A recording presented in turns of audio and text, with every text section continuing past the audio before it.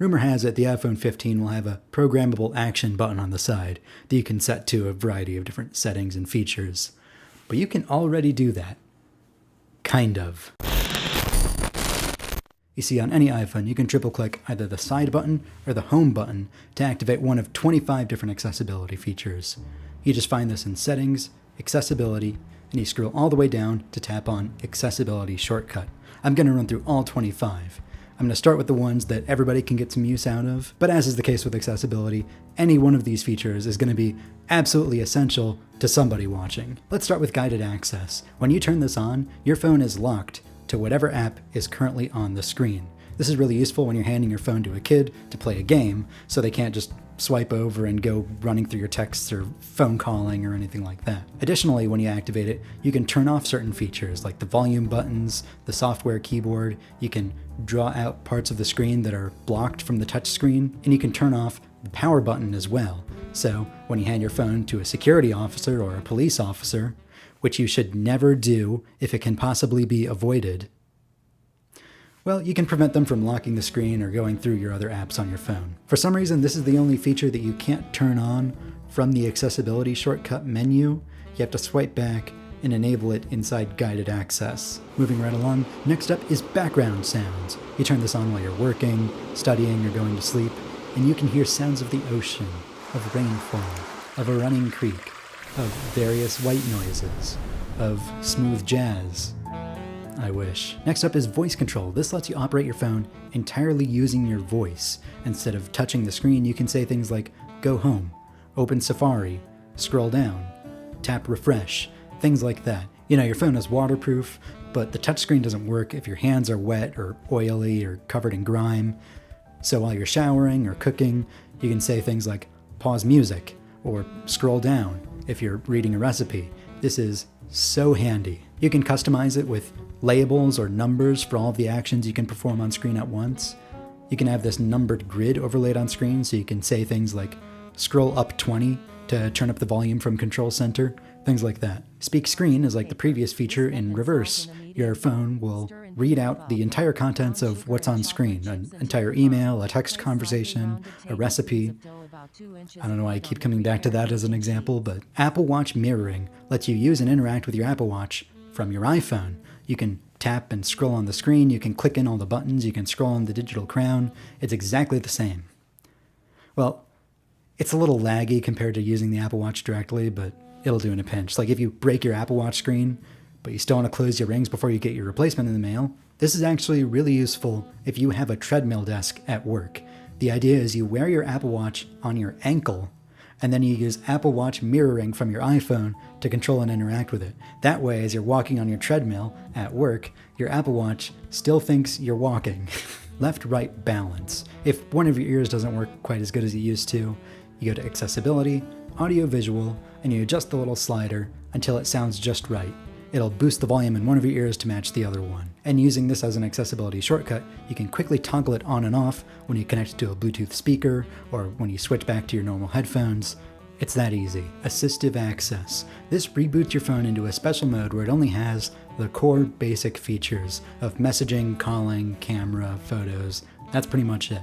And you have giant, easy-to-use, obvious buttons for everything.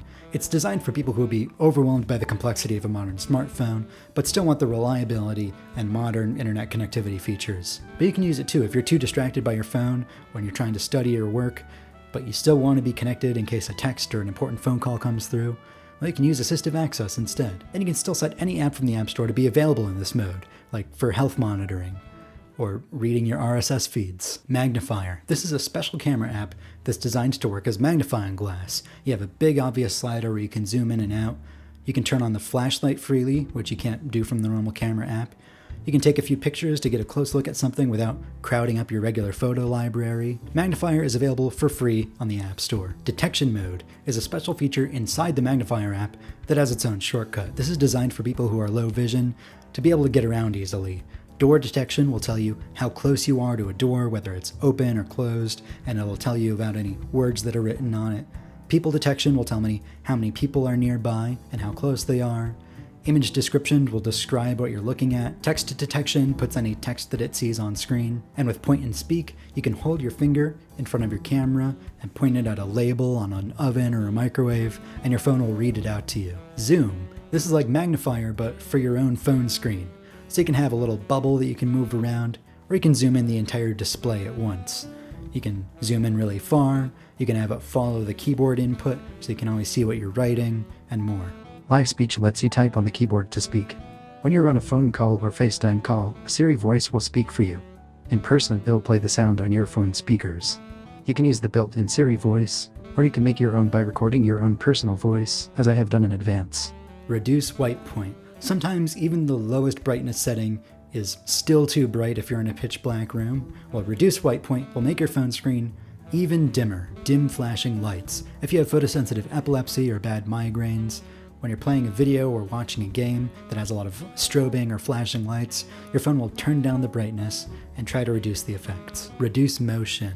If you get really easily motion sick, you might be bothered by all of the animations of apps flying off the screen and zooming back in.